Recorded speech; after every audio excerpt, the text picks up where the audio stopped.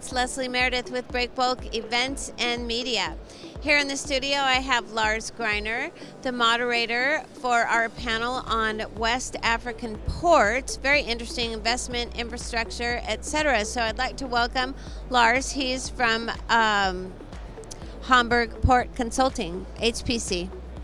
Nice to see you. Hi Meredith, great to see you. Thanks very much for having me. It's been great to be back in here in Dubai at the event again in person. It's wonderful to be here. Thank you so much. Oh, great to have you, and it is certainly great to be back in person after 2 years. So can you give me a little bit of a recap of the session you moderated? So I was very lucky to have two fantastic speakers. Ronnie Nielsen from OBT Shipping, and OBT is one of the fastest growing agency and logistics companies in West Africa specifically, and then Hans-Ole, who's the regional director for Middle East and Africa for ICTSI, which is a major container operator. Hans I've known for many years. We've both been living and developing in Africa for most of our careers, and it's wonderful to he's someone who's passionate about Africa and loves to develop Africa, so to sit with someone like that and talk about where we see particularly West Africa going and developing was absolutely amazing. The ICTSI have now done a little bit of a pivot, and they're focusing in West Africa on the multi-purpose terminals, and they're having quite a bit of success in developing those, and I'm sure they're going to be doing more in the future. And he spoke about how he saw West Africa developing, how the need is now switching from development of ports to developing of the hinterland infrastructure. And then he talked a little bit about they're also the biggest terminal operator in Iraq, and how they plan to do more investments in Iraq, and also the very big topic at the moment in the Middle East region is the Mawani tender for the privatization of 9 multi-purpose terminals. So he was very, very interesting to talk about. And then Ronnie just gave the on-the-ground perspective of what's happening on the ground in terms of mining, commodities, the developments. And he knows it intimately that they're a very hands-on company, so he could really talk about what's actually going on the ground, which is great. Oh, that is fantastic. So I think the difficult thing about project development in different countries in Africa is it sometimes takes a long time to get things off the ground. So do you see that changing in any way, and why or why not?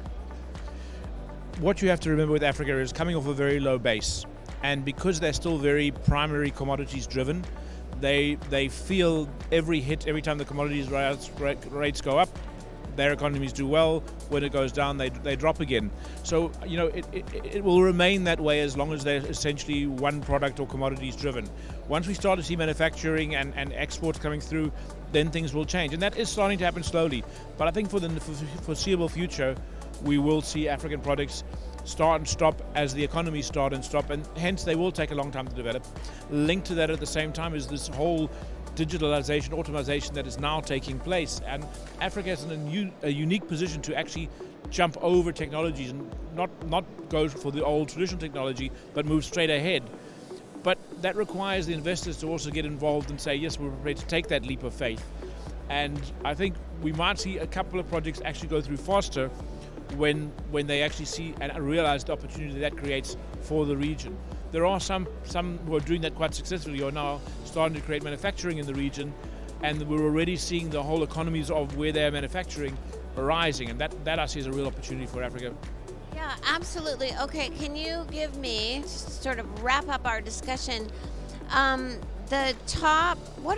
me the top 3 countries to watch from a project perspective? In West Africa, the Senegal investment, the DP World investment in Senegal cannot be ignored. It's a major investment, it's a major development.